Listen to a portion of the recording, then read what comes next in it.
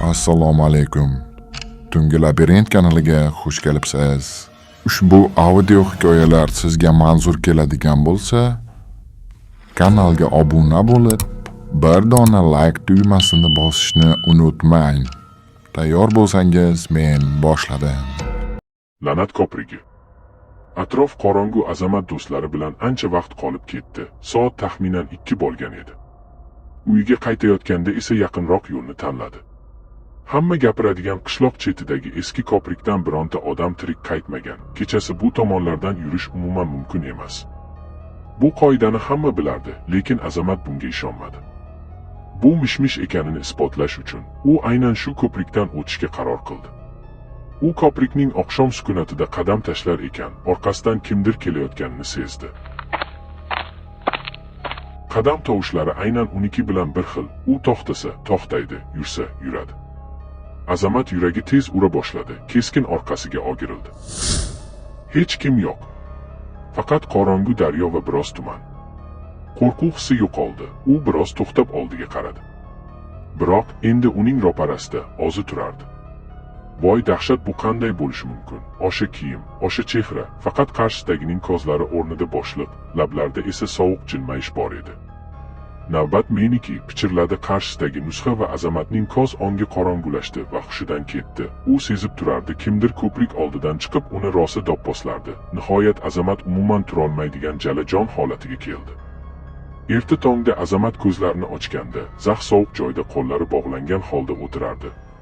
Vujudi qaqshab og'rirdi, oyoqlari shilingan, qo'l suyagi ham singandek og'rirdi. Atrofga alangladi. U yerda avval yo'qolgan barcha qishloqdoshlarni ko'rdi. U reja tuza boshladi. Bu yerdan hammani olib chiqib ketaman deb o'ziga o'zi so'z berdi.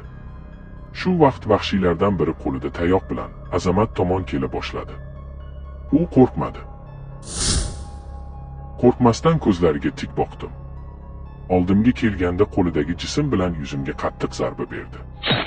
Men yiqildim, tiz cho'kib qoldim. Va xotirjam kuldim. Sen kimsan o'zi? Hayvon, bizlardan nima xohlaysan deb gazab bilan baqirdim. U esa indamay, yana do'pposlashda davom etdi. Bir muncha vaqtdan keyin charchab qoldi. Qo'lidagi narsani yerga tashladi va shunday dedi: "Oligingni ham, tirigingni ham hech kim topolmaydi.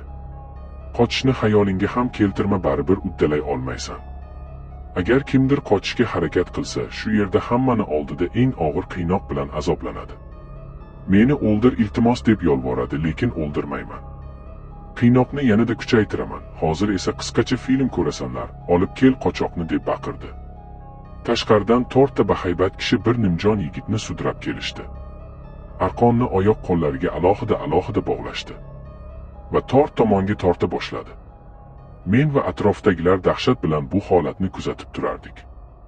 U bahaybatlar qattiq harakat qilsa katta daraxtni ildizi bilan ko'chirib olishga kuchi yetardi.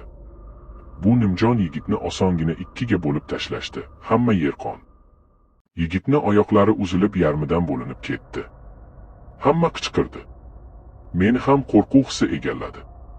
Bir kun boshimga shu ish tushishini o'ylab oyoqlarim qaltiray boshladi. Vahshiylardan biri meni oldimga kelib, "Ertaga seni navbating bo'lishi mumkin" dedi sovuq jilmayib. Men indamadim. Ular ketishdi, qochish rejasini tuza boshladim. Yordam uchun bironta sherik kerak edi. Lekin ko'rinishidan ulardan hech birini jur'ati yetmasdi. Hamma qo'rqib qolgan.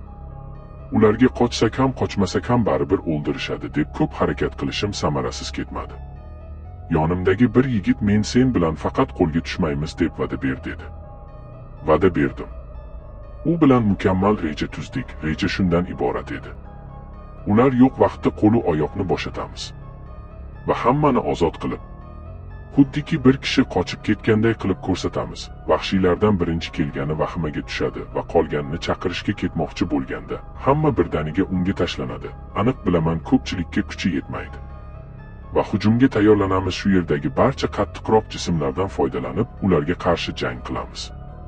To'g'ri, ular kuchli, lekin biz ko'pchilikmiz. Bu reja yonimdagi yigitga yoqdi. Reja haqida u yonidagiga aytdi. Shunday qilib meni rejamdan hamma xabardor bo'ldi. Lekin oramizdan bir sotqin chiqib, barcha rejani chippakka chiqardi. Vahshiylardan biriga o'zini ozod qilish sharti bilan kelishib, rejamiz haqida unga oqizmay-tomizmay aytib beribdi. Voy la'nati, endi boshimga tushadigan ishlar haqida o'ylasam yuragim qinidan chiqib ketay deyapti. Vahshiylardan biri meni oldimga tomon kela boshladi. Hey sen it, nimalarni reja qilyapsan, baribir hech narsa qo'lingdan kelmaydi, deya meni yerga yiqitib do'pposlay boshladi. Oyog'i bilan yuzimni bosib, ertangi quyoshni ko'rmaysan sen hayvon, deb gazab bilan baqirdi. Og'zim qonga to'lib ketgandi. Vahshiyga qaradim. Hech narsa qilolmaysan. Senga va'da beraman, shu yerdan tirik chiqaman, yo'talgancha qon tuflab aytdim. Meni o'ldirganini bilan boshqa biri yana senlarga qarshi chiqadi. Bu holat to ular tugamaguncha davom etadi. Senlar mag'lub bo'lasan. Hech qachon yomonlar maqsadiga yetgan emas, deb bor ovozim bilan baqirdim. Vahshiy barzangilarni chaqirdi. Boyagi sotqinni olib kellaring dedi. Ular bizni haligi sherigimizni olib kelishdi. Bu senlarni sotdi, bizni ham sotadi, birinchi azoblanadigan shu bo'ladi dedi. Bizni sotgan bo'lsa ham meni qishlog'imdan edi, ozgina g'alati bo'ldim. Lekin qilmishiga yarasha deb o'lishini maroq bilan tomosha qildim. Sezdimki menda yovuzlik uyg'onayotgan edi. Ulardan ikkitasi anovi sotqinni olib keldi. Uni bir ahvoli bagoyatda achinarli edi. Urayverib shakli shamoilini buzib tashlashibdi. Uni barmoqlarini birma-bir sindira boshlashdi. U shu darajada qichqirardiki, ovozini eshitsang hushdan ketasan kishi. Bir oyogini ham urib sindirishdi, lekin o'ldirmadi. Ular yigitni itni tepganday tepib olib ketishdi. Vahshiylarni kattasi oldimga keldi. Nima bo'lganini ko'rding, maslahatim jim yur dedi. Men bu vaqt qo'limni yechishimga ham biroz qolgandi. Suhbatni biroz cho'zdim. Unga qarab jilmaydim. Ertangi quyoshni men emas sen ko'rmaysan deb qo'limni yechib unga tashlandim. U mendan ancha kuchliroq edi. Sheriklarni chaqirdi, lekin ular eshitmadi, shekilli kelishmadi. U meni yerga yotqizib ura boshladi. Arqonni qo'liga olib endi bog'lamoqchi edi. Yerdan qum olib ko'zlariga sochdim. Ko'zlari ko'rmay qoldi.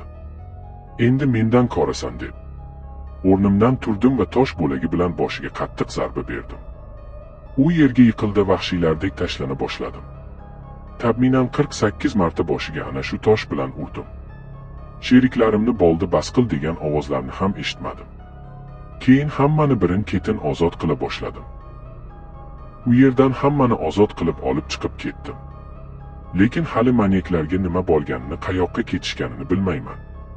U voqeadan keyin ularni bir oy qidirganmiz, izini ham topolmaganmiz.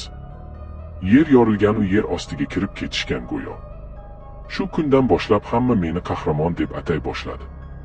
Mahallada obro'yim ko'tarilib ketdi. Oradan 40 yilda nabiralarimga shu voqeani aytib berganimda, ular meni maroq bilan tinglashadi. Ammo ularni tirikligi haligacha meni qo'rquvga soladi.